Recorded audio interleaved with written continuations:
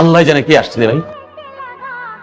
কই চুরি জিনিস কই? কোথায় রাখছেন চুরি জিনিস? বের করেন। এই। বের করেন চুরি জিনিস, কি বের করেন? কি হইছে আপনার সমস্যাটা কি? চিৎকার করছেন কেন? চিৎকার করতেছি, আমার জিজ্ঞেস করতেছে। কি আশ্চর্য, আপনার কথা নাই বার্তা নাই, ঘরের মধ্যে চলে আসছেন। চলে আসছি মানে আসবো না?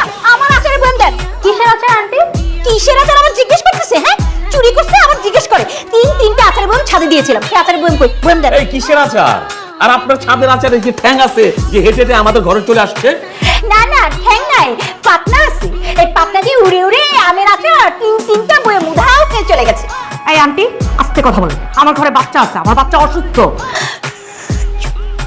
আমি একদম আস্তে কথা বলবো। আমার আচারের বইমগুলি দিয়ে দেন, আমি চলে যাই। আরে আমরা আচার কোথায় পাবো? এই ভাবি ওয়েট, আন্টি আপনি কি বলতে চাচ্ছেন আমরা আপনার আচার চুরি করছি? অবশ্যই, ছাদে তোমরা ছাড়া আর কেউ যায় না।